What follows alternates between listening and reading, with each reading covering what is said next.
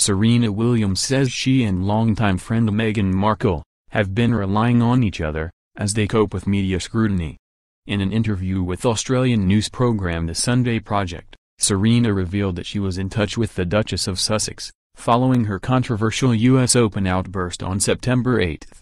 "We were actually just texting each other this morning," the tennis legend gushed during the interview, which was filmed 3 days after her on-court antics generated worldwide headlines. "We have known each other for a long time, but we really kind of are relying on each other right a lot recently," she laughed.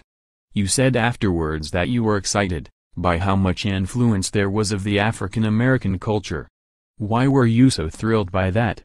The Sunday Project's interviewer Lisa Wilkinson asked. "To have such a monumental moment in England, nonetheless of all the places, I felt like we were literally watching history. I feel like in a few years we are going to look back at that moment, and it's going to be so historic. It's going to be something that people never forget. The whole service was really wonderful, and most of all I just wanted to see my friend be happy. And I think that's what happened." According to Metro, Serena and Meghan reportedly first met at the 2010 Super Bowl in Miami and have been friends ever since. Serena recently gushed about the Duchess of Sussex following the release of the royals' tome, Together, Our Community Cookbook. Meanwhile, the Duchess of Sussex watched Serena play at this year's Wimbledon women's singles final, where the tennis star lost in straight sets to Angelique Kerber. Elsewhere in their interview with The Sunday Project, Serena spoke candidly about her controversial outburst at the US Open. "Your coach admitted that he was coaching from the sideline, so, in retrospect, do you think that makes the violation warranted?" Lisa asked the tennis champion about the warning she received from umpire Carlos Ramos. Serena replied, "I just don't understand what he was talking about. We don't have signals, we've never have signals. He said he made a motion, so I was like, okay, you made a motion and now you're telling people you were coaching me? That doesn't make sense. Why would you say that? So you had to have a fairly tough conversation with him afterwards?" Lisa asked. "Yes, because we've never had this before. I was on the other side, I didn't see the motion. It was just a really confusing moment, I think for him. You know, I was like it's okay.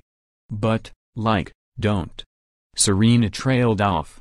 Lisa continued to question the tennis star, stating, "You then smashed your racket. Do you regret that at all?" At that point, the sports legend looked over to her publicist who told Lisa, "Sorry, that's for a question about the US Open, so can you change topics?" "I'm in your hands, Serena. I'm totally in your hands," Lisa said, before stating, "If I could just do one more."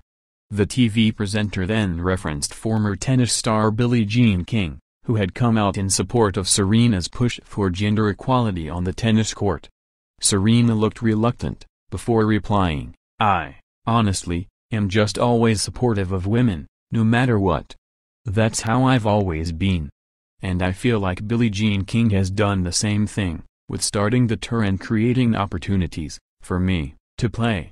She continued, "Even a man, if you want to express yourself in a way where you're not using profanity, or you're just being yourself, and you're at this moment that you've worked for since you're 3 years old, and you're on the cusp of this amazing moment. If you're female you should be able to do even half of what a guy can do, and I feel like right now we are not, as it's proven, in that same position. But that's neither here nor there, I'm just trying to recover from that and just move on." During the aired interview, there was no reference to Naomi Osaka, Serena's 20-year-old opponent, who trounced the tennis legend in straight sets during the US Open final.